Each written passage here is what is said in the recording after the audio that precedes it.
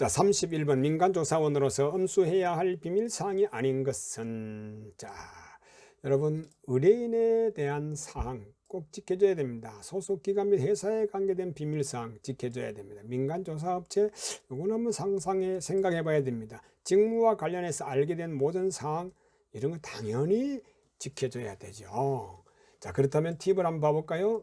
팁은 뭐라고 했을까? 의뢰인에 대한 사항이나 소속기관 및 회사에 대한 관계된 비밀사항, 직무와 관련해 알게 된 모든 사항들은 어떻게 비밀로 해야 된다. 그렇다면 답은 민간조사업체에 관한 사항은 비밀 사항이 아니다. 자, 소멸시효 기간이 틀린 것은 소멸돼 버린다. 기간이 보통 채권 10년 이상 넘어가 버리면 돈 받을 게 있을 때 못 받는다 이 말이죠. 없어져 버린다. 상행위로 인해서 채권 가진 거, 물건 판 거 이런 거 5년, 이자 부양료 금료 관계에 사용되는 거 3년. 자, 변호사, 변리사 여기도 좀 번호가 잘못됐네요. 4, 5 있는 것은 4번입니다. 이게 한 문장으로 해서 공정인 직무에 관한 채권 1년. 자, 1년짜리가 있을까? 그렇다면은 팁을 한번 봐봅시다. 팁을 보면은요, 변호사, 변리사, 공정인 유효기간, 즉 소멸기간은 3년이네, 3년. 그래서 답은 1년이 아니라 3년이기 때문에 4번이 답이 되겠습니다. 이게 5번 아닙니다. 자, 그리고 지적재산권은 어디에 속하는가? 지적재산권, 뭘 알고 있는 여러 가지 노하우 이런 것들이 재산인데요. 무채라는 것은 모양이 없는 것이죠. 자, 물건, 채권, 인격권 이런 것들 중에서 어느 것이 이거 좀 이상하다는 느낌이 좀 들지 않습니까? 무채재산권, 지적재산권이니까 이거하고 좀 이렇게 관련이 있어 보여요. 자, 그렇다면은 팁을 한번 볼까요? 팁 보면은요, 무채재산권이란 무형의 사상의 산물, 무형인 사상의 산물, 권리 객체로 하여서 이를 배타적으로 자기들만 사용할 수 있다 이 말이죠. 지배할 수 있는 권리를 말한다. 지적재산권은 무채재산권에 속한다. 그러니까 무채재산권, 지적재산권 같이 보면 되겠죠. 답은 1번이 되겠습니다.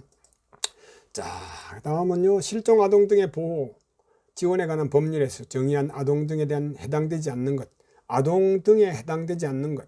자, 여기서 자, 지적재 장애인이라든지 자폐성 장애인이라든지 정신장애인 이런 사람들은 아동 등에 들어갑니다. 아예 나이 관계없이.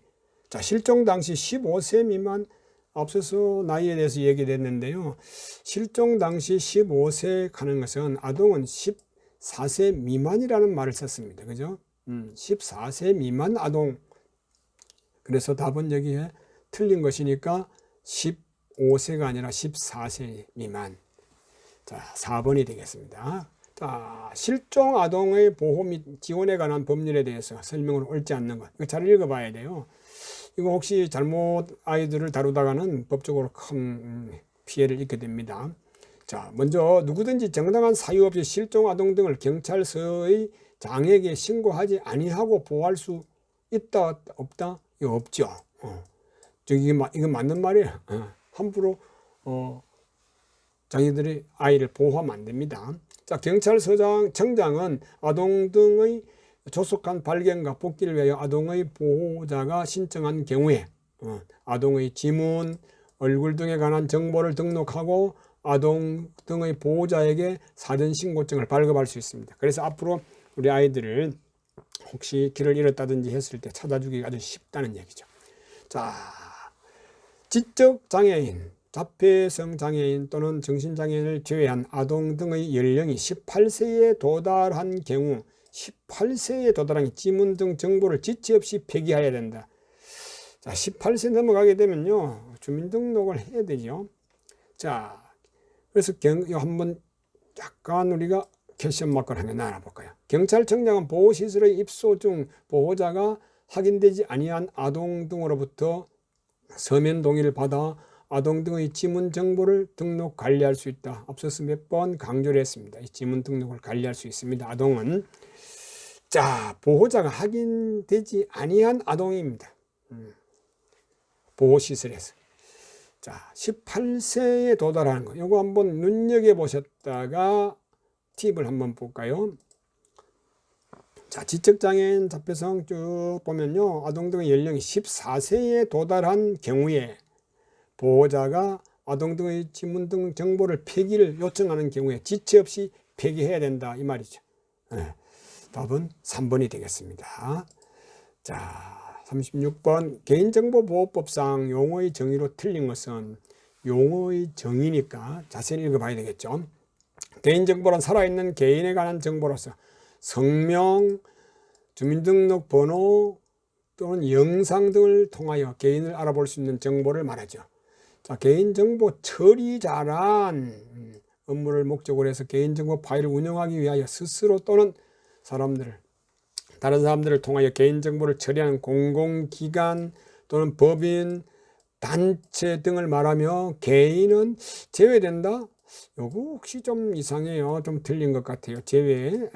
자, 개인정보 파일은 개인정보를 쉽게 검색할 수 있도록 일정한 규칙에 따라서 체계적으로 배열하거나 구성한 개인정보의 집합물을 말합니다.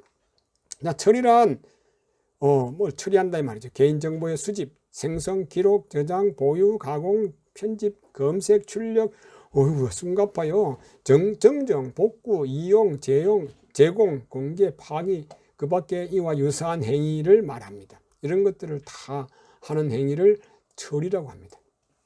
자, 여기서 제외되는 거 이거 한번 확인해 볼까요? 팁을 한번 알아봅니다. 자, 개인정보 처리란 여기서 보면 뭡니까? 공공기관, 법인, 단체 및 개인 등을 말한다 했으니까 이것은 틀린 것으로서 여기서 말하는 답이 되겠죠. 답은 2번이 되겠습니다. 자, 이제 이게 마지막 문제 같아요. 채권 추심과 관련된 채권 추심자의 금지 사항으로 잘못된 것은 채권 추심, 여러분 돈 받을 게 있다 해가지고 함부로 하면 안 된다는 것을 여기서 가르쳐 주는 겁니다. 자, 어떤 거? 채무자 또는 관계인은 폭행, 협박, 체포, 돈 안 준다 해서 막 감금하고 이렇게 하면 안 됩니다. 자기가 빌려줬다가 못 받는 돈 이런 것들 상상해 보시면 되겠죠. 그리고 위력을 사용하는 행위는 안 된다는 거. 정당한 사유 없이 반복적으로 야간에 전화 또는 말, 글, 음향, 영상, 문자 보내고 하는 이런 건 다 해당되는 겁니다. 채무자나 관계인에게 도달하게 함으로써 공포심이나 불안감을 유발하는 것. 사생활 또는 업무의 평온을 심하게 해치는 행위. 이거 안 됩니다. 여기서 번호가 2번, 이게 2번입니다. 3번이 아닙니다. 이거. 이런 게 몇 개 나오네 보니까. 정당한 이유 없이, 사유 없이. 자, 여기 3번입니다. 3번. 채무자 외에 사람에게 채무에 관한 거짓 사실을 알리는 경우, 채무자 외에 다른 사람에게 막 돈 받을 게 있다고 막 거짓으로 뻥튀기 해가지고, 그 공포심을 자아내게 만드는 경우가 있죠. 온 동네 소문내고 다니는 것. 그래서 채무자 외에 다른 사람에게 함부로 그런 거짓 사실을 알려서는 안 된다는 것. 자, 이거 4번입니다. 5번이 아니고.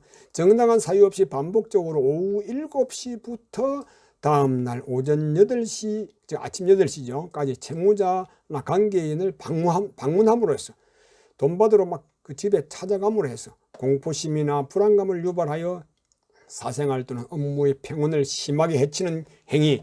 이거 안 돼요. 그런데 뭐예요? 7시, 이게 아침 7시부터인가? 이거 한번 자세히 알아보도록 하겠습니다. 자, 바로 팁을 보면요. 야간 오후 9시부터서 다음날 아침 8시까지다. 7시가 아니고 오후 9시부터 다음날 8시까지는 채권자가 채무자 집을 찾아간다든지 하면 안 된다는 얘기입니다.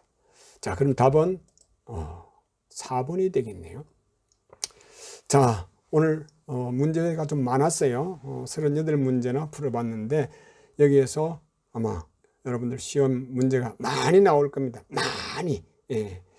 자, 여러분 제 표현은 좀 부족했지만은 문제 내용을 이렇게 여러분들이 접하면서 수업 시간에 들어보지 않은 그런 말들이 좀 있구나.